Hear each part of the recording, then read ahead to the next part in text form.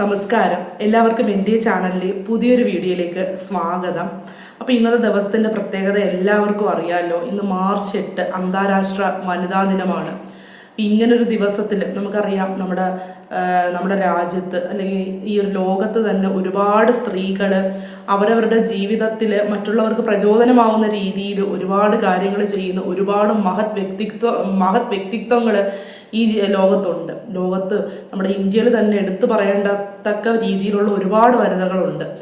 അപ്പം ആ ഒരു ഗണത്തിലോട്ടൊന്നും ആ ഒരു ഉയർച്ചയിലേക്കൊന്നും എത്തിയില്ലെങ്കിൽ കൂടിയും കുറച്ച് PSC പഠിക്കുന്ന കുറച്ച് വീട്ടമ്മമാർക്ക് എൻ്റെ ജീവിതം ഒരു പ്രചോദനമാണെന്ന് ഞാൻ പല രീതിയിലും മനസ്സിലാക്കിയിട്ടുണ്ട്. നിങ്ങളുടെ കമൻറ്റുകളിലൂടെയും അതേപോലെ തന്നെ മെസ്സേജുകളിലൂടെയും ഒക്കെ എൻ്റെ ജീവിതം ഒരു പ്രചോദനമായിട്ട് എടുത്ത ആ ഒരു ലക്ഷ്യത്തിലോട്ട് നീങ്ങിക്കൊണ്ടിരിക്കുന്ന ഒരുപാട് സ്ത്രീകളുണ്ടെന്ന് എനിക്ക് മനസ്സിലാക്കാൻ പറ്റിയിട്ടുണ്ട്. അപ്പോൾ അവരോടൊക്കെ ആയിട്ടാണ് ഈ പറയുന്നത്. ഗാന്ധിജി പറഞ്ഞിട്ടുണ്ട്, എൻ്റെ ജീവിതം തന്നെയാണ് എൻ്റെ സന്ദേശമെന്ന്. അപ്പം നമ്മൾ ഒരാളെ മോട്ടിവേറ്റ് ചെയ്യുമ്പം അല്ലെങ്കിൽ നമ്മൾ ഒരാളോട് ഇന്നത് എന്ന് പറയുമ്പം അത് നമ്മൾ ചെയ്ത് കാണിക്കണം എന്നുള്ളൊരു കാര്യമുണ്ടല്ലേ. അപ്പം നമ്മളോടത്തൊരു ചോദ്യം വരും, നീ അത് ചെയ്തിട്ടാണോ ഈ പറയുന്നതെന്ന് ചോദിക്കുമല്ലേ. അപ്പം ഞാൻ മുമ്പ് വീഡിയോസ് ചെയ്യുമ്പം ഞാൻ ഇതിനു വേണ്ടി, അതായത് ഒരു എക്സാം പ്രിപ്പയർ ചെയ്തുകൊണ്ടിരിക്കുന്ന സമയത്തോ അല്ലെങ്കിൽ ഒരു എക്സാം ക്രാക്ക് ചെയ്യാനായിട്ട് പഠിച്ചുകൊണ്ടിരിക്കുന്ന സമയത്തോ ഒക്കെയാണ് വീഡിയോ ചെയ്തിരുന്നത്. അപ്പോഴും എൻ്റെ മനസ്സിൽ ഒരു കുറവായിട്ട് എനിക്ക് നിന്നിരുന്നതെന്ന് വെച്ച് കഴിഞ്ഞാൽ ഞാനിത് അച്ചീവ് ചെയ്തിട്ടില്ലല്ലോ, അപ്പോൾ എനിക്ക് മറ്റുള്ളവരോട് ഇത് പറയാനുള്ള യോഗ്യത ഉണ്ടോ. പക്ഷെ യോഗ്യത എന്ന് പറയുമ്പോഴത്തേക്ക് പല മാനദണ്ഡങ്ങളും അതിന് വരാറുണ്ട്. പക്ഷെ എൻ്റെ ജീവിതത്തിൽ ഞാനത് നേടി. നിങ്ങളെ പ്രചോദിപ്പിച്ചുകൊണ്ട് വീഡിയോസ് ചെയ്തുകൊണ്ട് തന്നെ ഞാനത് നേടി. അപ്പം ഞാൻ ആ പറഞ്ഞ വാക്കുകൾ പാഴ്വാക്കുകളല്ല എന്ന് എനിക്ക് എൻ്റെ ജീവിതം കൊണ്ട് തെളിയിക്കാൻ പറ്റി, അല്ലെങ്കിൽ എൻ്റെ നേട്ടങ്ങൾ കൊണ്ട് തെളിയിക്കാൻ പറ്റി. അതിലാണ് എൻ്റെ അഭിമാനം ഇരിക്കുന്നത്. അതാണ് എൻ്റെ ഏറ്റവും മികച്ച പ്രൗഡ് മൊമെൻ്റ് എന്ന് പറയുന്നതും. പിന്നെ എല്ലാവരുടെയും ജീവിതത്തിൽ നമ്മൾ ഈ ഒരു ദിനത്തിൽ, പ്രത്യേകിച്ച് വനിതാ ദിനത്തിൽ നമ്മൾ പ്രചോദിപ്പിച്ച സ്ത്രീകളെ പറ്റിയിട്ട് പറയാനായിരിക്കും പറയുന്നത്. അപ്പം എൻ്റെ ജീവിതത്തിൽ എന്നെ പ്രചോദിപ്പിച്ച സ്ത്രീ എന്ന് പറയുമ്പോൾ ഒബ്വിയസ്ലി എല്ലാവർക്കും അവരവരുടെ അമ്മമാരുടെ ജീവിതം ഒരു പ്രചോദനമായിരിക്കും. അതിലും ഉപരിയായിട്ട് എന്നെ ഈ ഒരു നിലയിൽ ഇപ്പം കൊണ്ട് നിർത്തുന്നത് എൻ്റെ ഹസ്ബൻഡാണ്. എൻ്റെ ഹസ്ബൻഡ് ഒരു വനിത അല്ലാത്തത് കൊണ്ട് ഈ ഒരു വനിതാ ദിനത്തിൽ നിങ്ങളെ പ്രചോദിപ്പിച്ച വനിത ആരാന്ന് ചോദിച്ചു കഴിഞ്ഞാൽ എനിക്ക് വനിതയ്ക്ക് ഉപരി ഒരു മനുഷ്യരാരാന്ന് ചോദിച്ചു കഴിഞ്ഞാൽ അതെൻ്റെ ഭർത്താവ് മാത്രമാണ്. കാരണം എന്നെ ഏതൊരു പ്രതിസന്ധി ഘട്ടങ്ങളിലും എന്നെ താങ്ങായിട്ട് നിർത്തി. ഞങ്ങളെ കല്യാണം കഴിഞ്ഞിട്ട് 5 വർഷമായി. ഈ 5 വർഷവും എൻ്റെ ജീവിതത്തിലെ ഏറ്റവും വലിയൊരു താങ്ങും തടനും അദ്ദേഹം തന്നെയാണ് ഇപ്പോഴും. അപ്പം അദ്ദേഹമാണ് എൻ്റെ ജീവിതത്തിലെ ഏറ്റവും വലിയ മോട്ടിവേഷനും ഇൻസ്പിറേഷനും പ്രചോദനവും എല്ലാം അദ്ദേഹം തന്നെയാണ്. അപ്പം അതിനുപരിയായിട്ട് എനിക്ക് വേറൊരു വ്യക്തി ഇതുവരെ എൻ്റെ ജീവിതത്തിൽ ഇല്ല എന്ന് തന്നെ പറയാം. അപ്പം വനിതാ ദിനമാണെങ്കിലും എനിക്ക് എൻ്റെ ജീവിതത്തിലെ ഏറ്റവും പ്രചോദിപ്പിച്ച വ്യക്തി, അല്ലെങ്കിൽ ഏറ്റവും എന്നെ താങ്ങി നിർത്തുന്ന വ്യക്തി എന്ന് പറയുന്നത് എൻ്റെ ഹസ്ബൻഡാണ്. ഈ വേറൊരു ചോയ്സിനകത്ത് പറയാനായിട്ട് ആരും ഇല്ല. ഓക്കെ, അപ്പം പിന്നെന്താണ് പറയാനുള്ളത്. പിന്നെ ഇനിയുള്ള കുറച്ചൊരു ഡെസ്പായിട്ടൊക്കെ, അതായത് ഒരുപാട് ഇപ്പോഴും എനിക്ക് മെസ്സേജസ് വരാറുണ്ട് കേട്ടോ. ടെലഗ്രാമിലൊക്കെ മെസ്സേജ് വരാറുണ്ട്. ചേച്ചി വളരെ ഡെസ്പായി പോകുന്നു എന്നൊക്കെ പറഞ്ഞിട്ട്. അതായത് ഓരോ എക്സാമൊക്കെ പണ്ടൊക്കെ ഞാനൊക്കെ കടന്നു പോയിരുന്ന ആ ഒരു സിറ്റുവേഷൻ തന്നെ. അതുകൊണ്ട് ഈ പറയുമ്പം തന്നെ അത് പെട്ടെന്ന് മനസ്സിലാക്കാൻ പറ്റും. ചേച്ചി പരീക്ഷ കഴിഞ്ഞ് വരുമ്പോഴത്തേക്ക് ഇത്രയും മാർക്കേ ഉള്ളൂ, എന്താ ചെയ്യേണ്ടത് ഒന്നും മനസ്സിലാവുന്നില്ല, ഇത്രയും കഷ്ടപ്പെട്ട് പഠിച്ചിട്ടും മാർക്ക് കിട്ടുന്നില്ല, എന്താ ചെയ്യേണ്ടതെന്നൊക്കെ ചോദിച്ച് ഒരുപാട് മെസ്സേജ് എനിക്ക് വരാറുണ്ട്. എന്നെ സംബന്ധിച്ചിടത്തോളം നമ്മുടെ സക്സസ് എന്ന് പറയുന്നത് നമ്മൾ ഇന്നോ ഇന്നലെയോ ഒരു നേരം വെളുത്ത് പെട്ടെന്ന് ഉണ്ടാക്കിയെടുക്കാൻ പറ്റുന്നൊരു കാര്യമല്ല. ഞാൻ പണ്ടത്തെ വീഡിയോസിൽ നിങ്ങളോട് പറഞ്ഞിട്ടുണ്ട്, പെട്ടെന്ന് നേടിയെടുക്കുന്നവരുണ്ട്, ഇല്ല എന്നല്ല. വളരെ പെട്ടെന്ന് പഠിച്ച് ജോലി മേടിക്കുന്നവരുണ്ട്. അതിന് പല ഘടകങ്ങളും ഫാക്ട്സും ഉണ്ട്. പക്ഷെ കൂടുതൽ പേരും കുറേ വർഷങ്ങളുടെ അധ്വാനം എന്ന് വെച്ച് കഴിഞ്ഞാൽ വർഷങ്ങളോളം അധ്വാനിച്ചാലേ PSC കിട്ടൂ എന്നുള്ളൊരു അർത്ഥത്തിലല്ലേ ഈ പറയുന്നത്. പക്ഷെ കുറേ പേരും ഈ ഒരു ഫീൽഡിൽ കുറേ നാളത്തെ കഠിനാധ്വാനം കൊണ്ട് തന്നെയായിരിക്കും ഒരു ജോലി മേടിച്ചെടുത്തിരിക്കുന്നത്.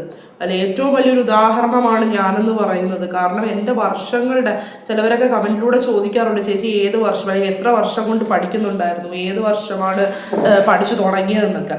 എനിക്കും സത്യം പറഞ്ഞാൽ എൻ്റെ ഒരു ഓർമ്മ ശരിയാണെങ്കിൽ ഒരു 2018 മുതലേ ഞാൻ പഠിക്കുന്നുണ്ട്. സീരിയസ് ആയിട്ട് PSCക്ക് വേണ്ടിയിട്ട് പഠിക്കുന്നുണ്ട്. അതിന് മുമ്പൊക്കെ ചെറുതായിട്ട് നോക്കുന്നുണ്ടായിരുന്നു. പക്ഷെ 18 മുതൽ ഞാൻ സീരിയസ് ആയിട്ട് പഠിക്കുന്ന ഒരാളായിരുന്നു ഞാൻ. ഇപ്പോൾ 18 കഴിഞ്ഞപ്പോൾ 25-ലാണ് എനിക്ക് ജോലി കിട്ടിയത്. 25 തീരാറായപ്പോഴാണ് എനിക്ക് ജോലി കിട്ടിയത്.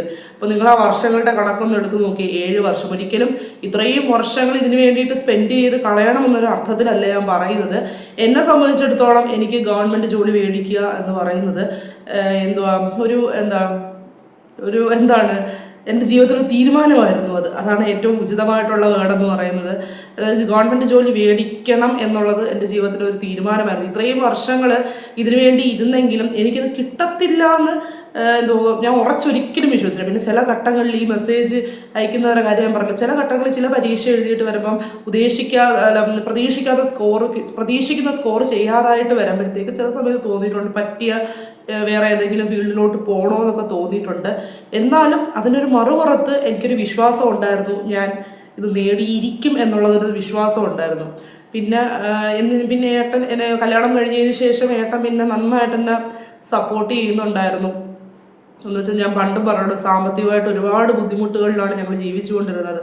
ആ സമയത്ത് പോലും എന്നെ വേറൊരു ജോലി, നീ ഗവൺമെൻറ് ജോലിക്ക് വേണ്ടി പഠിച്ചാൽ മതി, അതായത് ഞാൻ മേടിക്കും എന്നുള്ള കാര്യം അദ്ദേഹത്തിന് 100% ഉറപ്പായിരുന്നു. അത് കുറച്ച് താമസിച്ചാലും നീ മേടിക്കും, നീ പഠിച്ചാൽ മതി എന്നുള്ള രീതിയിൽ.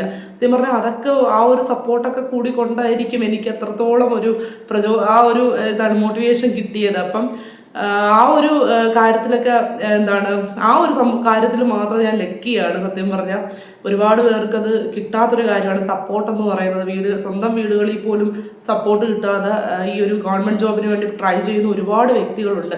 ഇപ്പം തന്നെ ഇന്നലെ തന്നെ IAS റിസൾട്ട് വന്നപ്പോൾ അതിൽ ശ്രീജ അല്ലേ 57ാം റാങ്ക് നേടിയ ശ്രീജ. അതിനും വലിയൊരു മോട്ടിവേഷൻ നിങ്ങൾക്ക് എന്ത് വേണം? ആ കുട്ടിയുടെ ആ ഒരു ജീവിത സാഹചര്യവും എല്ലാം, അതിൻ്റെ പേരൻസ് ആയിരുന്നു അതിന് ഏറ്റവും വലിയ സപ്പോർട്ട് എന്ന് പറയുന്നത്. അപ്പം ആ ഒരു പേരൻസിന്റെ സപ്പോർട്ട് കൊണ്ട് അത് ആത്മവിശ്വാസത്തോടെ പഠിച്ച് 57ാമത്തെ റാങ്ക്, ഒന്ന് ആലോചിച്ച് നോക്കി, ഓൾ ഇന്ത്യ ലെവലിൽ 57ാമത്തെ റാങ്ക് സിവിൽ സർവീസിൽ നേടിയ കുട്ടിയാണ്. അപ്പം അതിൻ്റെയൊക്കെ ഒരു പ്രചോദനം അതിൻ്റെ ചുമരിൽ എഴുതി വെച്ചിട്ടുണ്ടായിരുന്നു.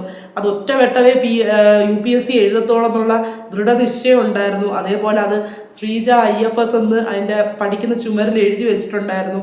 പിന്നെ ഇന്ന് ഞാൻ കണ്ടതാണ്, ചിലപ്പോൾ രക്ഷപ്പെട്ട് പോയി കഴിഞ്ഞാൽ ഒരുപാട്, അതായത് UPSCയിൽ നല്ല റാങ്ക് അഥവാ കിട്ടിക്കഴിഞ്ഞു കഴിഞ്ഞാൽ ഒരുപാട് പേര് വീട്ടിലോട്ട് വരുമെന്നും പറഞ്ഞിട്ട് അത് വീട് പെയിന്റ് അടിപ്പിച്ചു എന്നൊക്കെ പറഞ്ഞിട്ട് ആ ഒരു കോൺഫിഡൻസ് നിങ്ങളൊന്ന് ആലോചിച്ച് നോക്കിയേ. അതേപോലെ ഞാൻ പേര് ഞാൻ മറന്നുപോയി, ഒരു വീൽ ചെയറിൽ അരയ്ക്ക് കീപ്പോട്ട് കഴിഞ്ഞ ഒരു ഡോക്ടർ, അവർ മേടിച്ചത്. അപ്പം ആ ഒരു ജീവിത സാഹചര്യങ്ങളൊക്കെ ആയിട്ട് കമ്പയർ, അവർ UPSC ഓൾ ഇന്ത്യ ലെവലിലാണ് അവർ ഇങ്ങനെ ഒരു വിജയം കൈവരിച്ചിരിക്കുന്നത്, ഇത്രയും കോമ്പറ്റീഷനുള്ള ഒരു എക്സാമിൽ. അപ്പം അവരെയൊക്കെ വെച്ച് നോക്കുമ്പോൾ നമ്മുടെ ജീവിത സാഹചര്യമായിട്ടത് കമ്പയർ ചെയ്ത് നോക്ക്. നമുക്ക് പഠിക്കാൻ സമയമില്ല അല്ലെങ്കിൽ പഠിക്കാൻ പറ്റുന്നില്ല എന്നൊക്കെ പറയുന്നത് ചില നമ്മുടെ എക്സ്ക്യൂസുകൾ മാത്രമല്ലേ ചില സമയത്തൊന്നും ആലോചിച്ച് നോക്കിയേ. ചില സമയം നമുക്ക് പഠിക്കാൻ പറ്റും, പക്ഷെ നമ്മൾ അതിന് വേണ്ടിയിട്ട് മെനക്കെടണമെന്നേ ഉള്ളൂ. അതായത് നമ്മൾ ടൈം കണ്ടെത്താനായിട്ട് മെനക്കെടണം. ഇപ്പം തന്നെ ഞാൻ ജോലി ചെയ്യുകയാണല്ലോ, അതും ബാങ്കിലാണ് ജോലി ചെയ്യുന്നത്. ബാങ്കിൽ ജോലി ചെയ്യുമ്പോഴത്തേക്ക് അറിയാമല്ലോ, രാവിലെ ഇവിടുന്ന് ഞാനൊരു 9:30 മുമ്പായിട്ട് ഇറങ്ങും. പിന്നെ 9:30 മുമ്പായിട്ട് ഇറങ്ങണമെങ്കിൽ അതിന് മുമ്പായിട്ട് കുറേ കസർത്തുകൾ വീട്ടിൽ കാണിച്ചു വെച്ചിട്ടല്ലേ ഇറങ്ങാൻ പറ്റും. അപ്പോൾ അതിന് മുമ്പേ എണ്ണിച്ച് അതെല്ലാം തീർത്തിട്ട് 9:30 മുമ്പായിട്ട് ബാങ്കിലോട്ട് പോകുന്നു. അത് കഴിഞ്ഞ് തിരിച്ചിറങ്ങുന്ന ടൈമിന് ഒരു ഫിക്സഡ് ടൈം നമുക്ക് പറയാൻ പറ്റത്തില്ല ബാങ്ക് ആയതുകൊണ്ട്. 5 മണിക്ക് ഇറങ്ങാൻ പറ്റുമെന്നോ 5:30 ഇറങ്ങാൻ പറ്റുമെന്നോ ഒന്നും, 5 മണിക്കോ 5:30 ഒന്നും എന്തായാലും ഇറങ്ങാൻ പറ്റത്തില്ല, ഇറങ്ങിയിട്ടും ഇല്ല. അങ്ങനെ മാക്സിമം പോയാൽ ഏറ്റവും മിനിമം 6 മണി, 6:30, 7 മണിക്ക് ഇറങ്ങിയ സാഹചര്യങ്ങളുണ്ട്. ഇനി മുന്നോട്ട് ഇപ്പോൾ മാർച്ച് മാസമായിട്ട് ഇനി മുന്നോട്ട് പോകുന്നതോറും അതിലും ലേറ്റ് ആവാനാണ് ചാൻസ്. എനിക്കും വേണമെന്ന് വെച്ച് കഴിഞ്ഞാൽ എനിക്കും ടൈമുണ്ട്, വന്നിട്ട് പഠിക്കാം അല്ലേ. ഒരു 2 മണിക്കൂർ ഒക്കെ നമുക്ക് സുഖമായിട്ട് പഠിക്കാൻ കണ്ടെത്താൻ പറ്റും.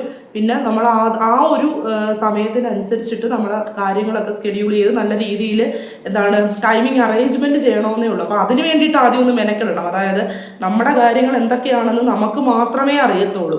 നമ്മുടെ കാര്യങ്ങൾ നമുക്ക് എന്തൊക്കെയാണ് ചെയ്യേണ്ടതെന്നും അതിന് എത്രയൊക്കെ സമയം വേണ്ടി വരുമെന്നും നമുക്ക് മാത്രമേ അറിയത്തുള്ളൂ. അപ്പോൾ ആ ഒരു രീതിയിൽ കാര്യങ്ങൾ സ്കെഡ്യൂൾ ചെയ്ത് വെക്കുക. ഞാൻ പറയുന്ന പ്രൊനൗൺസിയേഷൻ ചിലവർ ചൂണ്ടിക്കാട്ടാറുണ്ട്. ഷെഡ്യൂൾ എന്നാണോ എന്നൊക്കെ നിങ്ങൾ നോക്കിയിട്ടിടുക കേട്ടോ. അപ്പോൾ സ്കെഡ്യൂൾ എന്നാവും തോന്നുക അവരുടെ പ്രൊനൗൺസിയേഷൻ. അപ്പം ആ രീതിയിൽ എന്താണ് കാര്യങ്ങളൊക്കെ അറേഞ്ച് ചെയ്തിട്ട് വെക്കുമ്പോൾ നമുക്ക് എന്തായാലും ടൈം കിട്ടും. എല്ലാവർക്കും പോലെ 24 മണിക്കൂർ നമുക്കും കിട്ടുന്നുണ്ട്.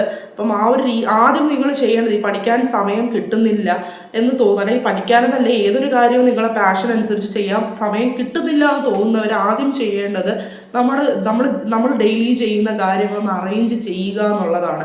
പിന്നെ അലസ മനോഭാവം എന്ന് പറയുന്നത് എന്താണ്, ആരെയും വിജയത്തിൽ എത്തിച്ചതായിട്ടൊരു അലസത. അതായത് അങ്ങനെ മതി, അല്ലെങ്കിൽ നാളെ മതി, അല്ലെങ്കിൽ ഇങ്ങനെ മതിയാ വയ്യ നാളെ, ഇങ്ങനെയൊക്കെ വിചാരിച്ചു കഴിഞ്ഞു കഴിഞ്ഞാൽ നമുക്ക് ഒരു കാര്യങ്ങളും ജീവിതത്തിൽ നടക്കത്തില്ല. നമ്മൾ പിന്നെ പല ആഗ്രഹങ്ങൾ മാത്രമായിട്ട് മനസ്സിൽ അത് ഒതുക്കേണ്ടി വരും. അപ്പം പല കാര്യങ്ങളും നമ്മളും കൂടെ ഒരു എഫോർട്ട് ഇടുക എന്നുള്ളതാണ് ആദ്യത്തെ ഒരു സ്റ്റെപ്പ് എന്ന് പറയുന്നത്. നമ്മൾ കാര്യങ്ങൾ ആദ്യം അറേഞ്ച് ചെയ്യുക. എല്ലാത്തിനും സമയം കിട്ടും, സമയത്തിനനുസരിച്ച് നമ്മൾ അറേഞ്ച് ചെയ്യണമെന്നേ ഉള്ളൂ കാര്യങ്ങൾ. അപ്പോൾ ആ ഒരു രീതിയിൽ നോക്കുക. ഈ ഒരു ദിനത്തിൽ എനിക്ക് ഏറ്റവും കൂടുതൽ ഞാനിപ്പോൾ ഈ ജോലി മേടിക്കുന്നതിന് മുമ്പാണെങ്കിലും ഇപ്പോഴാണെങ്കിലും, കാരണം എനിക്കതിൻ്റെ എങ്ങനെയാണത് അതിൻ്റെ ഒരു എന്താണ് ആ ഒരു സ്ട്രഗിൾ എനിക്ക് നന്നായിട്ട് അറിയാവുന്നത് കൊണ്ടായിരിക്കാം ഈ ഒരു ഇപ്പോൾ ഗവൺമെൻറ് ജോലി ആയാലും ഏത് ജോലി ആയാലും ഒരു കുടുംബിനിയൊക്കെ ആയ ശേഷം, ഒരു ഫാമിലി ലൈഫൊക്കെ ആരംഭിച്ച് കുഞ്ഞുങ്ങളൊക്കെ ആയ ശേഷം അത് അച്ചീവ് ചെയ്യുന്നവർ, ഈവൻ ഗവൺമെൻറ് ജോബ് മാത്രമല്ല വേറെ എന്ത് കാര്യങ്ങളും അച്ചീവ് ചെയ്യുന്നവരോട് എനിക്കൊരു പ്രത്യേക റെസ്പെക്റ്റ് എൻ്റെ മനസ്സിലുണ്ടായിരുന്നു. കാരണം എനിക്കറിയാം അത് എന്തുമാത്രം സ്ട്രഗിൾ അവർ ചെയ്തിട്ടുണ്ടാവുമെന്ന് പറയുന്നത്. പക്ഷേ അതിന് സപ്പോർട്ടായിട്ട് അവരുടെ പുറകിൽ മിക്കപ്പോഴും ആരെങ്കിലുമൊക്കെ കാണും. എന്നാലും അങ്ങനെ ഇല്ലാത്തവരും ഉണ്ട് കേട്ടോ. അവരെയൊക്കെ നമ്മൾ എന്താണ് പറയേണ്ടത്, വളരെയധികം റെസ്പെക്റ്റ് കൊടുക്കേണ്ട. ഒരു സപ്പോർട്ടും ഇല്ലാതെ പല കാര്യങ്ങളും ജീവിതത്തിൽ അച്ചീവ് ചെയ്യുന്ന പല ആൾക്കാരും ഉണ്ട്. അവർക്കൊക്കെ അവരുടെ ഒരു സെൽഫ് സർവൈവലിൻ്റെ ഭാഗമാണ്. ഇപ്പം എന്നെ സംബന്ധിച്ചിടത്തോളം എനിക്ക് ഈ ഗവൺമെൻറ് ജോബ് കിട്ടുക, ഒരു ജോബ് മേടിക്കുക എന്നുള്ളത് എൻ്റെ ഒരു സർവൈവലിൻ്റെ ഭാഗമായിരുന്നു. കാരണം ഞാനത് നേടുമ്പോൾ മാത്രമാണ് എൻ്റെ ചുറ്റുമുള്ളവർക്കും പലതും നേടാൻ പറ്റത്തുള്ളൂ എന്നുള്ളൊരു വിശ്വാസം, അല്ലെ ആ ഒരു വിശ്വാസമല്ല, ആ ഒരു യാഥാർത്ഥ്യം എനിക്ക് അറിയാമായിരുന്നു. അപ്പം ഞാനത് നേടുമ്പം അതെൻ്റെ ചുറ്റുമുള്ളവർക്കും കൂടി വേണ്ടിയിട്ടാണ്, അതെൻ്റെ കൂടെയുള്ളവർക്കും കൂടി വേണ്ടിയിട്ടാണെന്നുള്ളൊരു തോന്നലുണ്ടായിരുന്നു. അതായിരുന്നു എന്നെ ഏറ്റവും കൂടുതൽ ഇത്ര സ്ട്രഗിൾ ചെയ്തിട്ടും പഠിക്കാനായിട്ട് പ്രചോദിപ്പിച്ചുകൊണ്ടിരുന്നത്. അപ്പം എനിക്ക് ആ ഒരു സമയത്ത് തന്നെ ഇങ്ങനെ ഒരു ഇത്രയും സ്ട്രഗിൾ ചെയ്ത് ഒരു അഭിമാനം ഉണ്ടായിരുന്നു. ഇപ്പം ഞാൻ ഇന്ന് ഇവിടെ ഇരുന്ന് നിങ്ങളോട് ഈ സംസാരിക്കുമ്പോഴത്തേക്ക് ഞാനും അതിലൊരു ചെറിയ പാർട്ടാണെന്നുള്ളൊരു വിശ്വാസം എനിക്കുണ്ട്. കാരണം എന്താണെന്ന് വെച്ച് കഴിഞ്ഞാൽ അത്രത്തോളം സ്ട്രഗിൾ ഇപ്പോഴും എനിക്ക് അത് പറയുമ്പോഴത്തേക്ക് വളരെ വിഷമം തോന്നാറുണ്ട്. കാരണം വിഷമം എന്ന് വെച്ചാൽ സന്തോഷവും അഭിമാനവും കണ്ടുള്ള ആ ഒരു വിഷമം പോലാണ് തോന്നാറുള്ളത്. കാരണം ജീവിതത്തിൽ വളരെയധികം സ്ട്രഗിൾ അനുഭവിച്ചിട്ടുണ്ട്. പല രീതിയിലും ഹൃദയം മുറിഞ്ഞു പോകുന്ന രീതിയിൽ കരയേണ്ടി വന്നിട്ടുണ്ട്. പല സങ്കടഘട്ടങ്ങളിലൂടെയും കടന്നു പോയിട്ടുണ്ട്. ആ സമയത്തൊക്കെയും ജീവിതത്തിൽ ഇതുപോലൊരു ദിനം വരുമോ, ഇതുപോലുള്ള കുറേ ദിവസങ്ങൾ അല്ലെങ്കിൽ ജോലി മേടിക്കുമോ എന്നൊക്കെയുള്ള ഡൗട്ട് തോന്നിയ പല സന്ദർഭങ്ങളും അവസരങ്ങളും ജീവിതത്തിൽ ഉണ്ടായിട്ടുണ്ട്. അപ്പോഴൊക്കെയും പറ്റുമെന്നുള്ളൊരു വിശ്വാസം മനസ്സിൻ്റെ ഒരു കോണിൽ, പിന്നെ ഏട്ടൻ്റെ സപ്പോർട്ട്, ഇതെല്ലാം ഉള്ളത് കൊണ്ടായിരിക്കും എനിക്കിപ്പോൾ ഇവിടെ വന്നിട്ട് നിങ്ങളോട് ഈ ഒരു രീതിയിൽ സംസാരിക്കാൻ പറ്റിയത്. അപ്പം ഒരുപാട് സ്ട്രഗിൾ ചെയ്തുകൊണ്ട് പഠിക്കുന്നതായാലും ഏതൊരു കാര്യം അച്ചീവ് ചെയ്യാനായിട്ടാണെങ്കിലും സ്ട്രഗിൾ ചെയ്യുന്നവരോട് എനിക്കൊരു കാര്യമുള്ളൂ, നിങ്ങളുടെ മനസ്സിലെ വിശ്വാസം ഒരു ട്രൂ ആണെങ്കിൽ അത് സത്യമായിട്ടും നേടാൻ പറ്റിയിരിക്കും. അതിനൊരു ഉദാഹരണം ആരതി എന്ന് പറയുന്ന ആരും കമൻറ്റ് ചെയ്യാൻ ജീവിതത്തിൽ മറക്കത്തില്ല. അപ്പം അതിനൊരു ഉദാഹരണമായിട്ട് ഞാൻ ഇവിടെ ഇരിപ്പുണ്ട് നിങ്ങളുടെ മുമ്പിൽ. ഇതിൽ കൂടുതൽ ഇനി പറയാനുള്ളത്? അപ്പം ജീവിതത്തിൽ നിങ്ങൾ ആ ഒരു വിശ്വാസം കൈവിടാതിരിക്കുക എന്നുള്ളതാണ് എനിക്ക് ലാസ്റ്റായിട്ട് പറയാനുള്ളത്. നമ്മൾ ഒരു കാര്യത്തിന് വേണ്ടിയിട്ട് അത് പരിശ്രമിച്ചുകൊണ്ടിരിക്കുമ്പം അത് നമ്മൾ നേടും. ഇപ്പം ശ്രീജയുടെ കാര്യം, ശ്രീജ മാഡം എന്ന് വിളിക്കണം അല്ലേ, ശ്രീജ മാഡമാണ്. ശ്രീജ മാഡത്തിൻ്റെ കാര്യം പറഞ്ഞ കണക്ക് തന്നെ 57ാമത്തെ റാങ്ക് നേടിയ ആ ഒരു കുട്ടിയുടെ ആ ഒരു മനസ്സിൻ്റെ ആ ഒരു ആത്മവിശ്വാസം കണ്ടില്ലേ. ആ കുട്ടി ഒറ്റ തവണ എഴുതും എന്നുള്ള ദൃഢനിശ്ചയവും അതേ കണക്ക് IFS, ശ്രീജ IFS എന്ന മുറിയിൽ എഴുതിയിട്ട് ആ ഒരു ആത്മവിശ്വാസവും നോക്കി, ആ ആത്മവിശ്വാസത്തിൻ്റെ പുറത്താണ് അത് നേടിയത്. ആത്മവിശ്വാസവും ആ ഒരു അച്ഛൻ്റെയും അമ്മയുടെയും സപ്പോർട്ടും അല്ലേ, അതുകൊണ്ട് മാത്രം അത് പഠിച്ച് കയറി ഇങ്ങനൊരു ഒരു വലിയൊരു വിജയം അതിന് നേടാൻ പറ്റി. അപ്പം അങ്ങനെയുള്ള ഒരുപാട് പ്രചോദിപ്പിക്കുന്ന ജീവിതങ്ങൾ നിങ്ങളുടെ മുമ്പിൽ വരുന്നുണ്ട്. അപ്പോൾ ഒരു കാര്യം മാത്രം ചിന്തിച്ചു നോക്കണേ, അവർ എന്തുകൊണ്ട് നമുക്ക് പറ്റുന്നില്ല. അപ്പം നമ്മുടെ എന്തൊക്കെയോ ഒരു മിസ്റ്റേക്കുകൾ അതിന് പുറകിലുണ്ട്, നമ്മളിപ്പോഴും നേടാൻ പറ്റാത്തതിന് എന്നുള്ളത്. അത് തിരിച്ചറിഞ്ഞ് അത് റെക്ടിഫൈ ചെയ്യുക എന്നുള്ളത് ആദ്യത്തെ സ്റ്റെപ്പായിട്ട് എടുക്കുക. ആദ്യം എന്താണ് ആദ്യം ഇപ്പം നാളെ പഠിച്ചു തുടങ്ങാമെന്ന് വിചാരിക്കുമ്പോഴത്തേക്ക് അല്ലെങ്കിൽ ഇന്നിപ്പം ഈ വിചാരിക്കുന്ന മൊമെന്റ് സ്റ്റാർട്ട് ചെയ്താൽ നിങ്ങളുടെ പകുതി ഒരു ജോലി കഴിഞ്ഞു, വിജയത്തിലേക്കുള്ള ആദ്യത്തെ സ്റ്റെപ്പായി കഴിഞ്ഞു. അതേസമയം മാറ്റി വെച്ച് കഴിഞ്ഞാൽ നിങ്ങളുടെ വിജയം ഇങ്ങനെ അല്ലെങ്കിൽ ആ ഒരു അച്ചീവ്മെന്റ് ഇങ്ങനെ നീങ്ങി പൊയ്ക്കൊണ്ടിരിക്കും. ഇത്രയേ ഉള്ളൂ. എനിക്ക് ഈ ഒരു ദിവസം നിങ്ങളോട് ഇങ്ങനെ കുറച്ച് കാര്യങ്ങൾ സംസാരിക്കണമെന്നുണ്ടായിരുന്നു. ഞാൻ നിങ്ങളോട് നേരത്തെ പറഞ്ഞു, ഞാൻ സ്ക്രിപ്റ്റഡ് ആയിട്ടൊന്നുമല്ല വീഡിയോ ചെയ്യുന്നത്. ഇത് കണക്ക് ഇങ്ങനെ ക്യാമറ എടുത്ത് വെക്കുക, മനസ്സിൽ വരുന്ന കാര്യങ്ങൾ നിങ്ങളോട് പറയുക. അതാണ് ചില വേർഡ്സൊക്കെ പ്രൊനൗൺസിയേഷൻ മിസ്റ്റേക്കും ഒക്കെ വരുന്നത്. പ്രീ പ്ലാനഡ് ആയിട്ട് ചെയ്യുന്ന വീഡിയോ അല്ല, അതുകൊണ്ടാണ് ചില വേർഡ്സൊക്കെ മിസ്റ്റേക്ക് വന്നു പോകുന്നത്. പിന്നെ എന്താണ് പറയാനുള്ളത്? പിന്നെ കഴിഞ്ഞ ദിവസങ്ങളിൽ വന്ന ആലപ്പുഴ ASM ലിസ്റ്റിൽ ഒരു കുട്ടിക്ക് 7ാമത്തെ റാങ്ക് ഉണ്ടായിരുന്നു. ഞാൻ എൻ്റെ ASM കോഴ്സിലുണ്ടായിരുന്ന അതൊക്കെ കണ്ടപ്പോൾ ഭയങ്കര സന്തോഷമായി.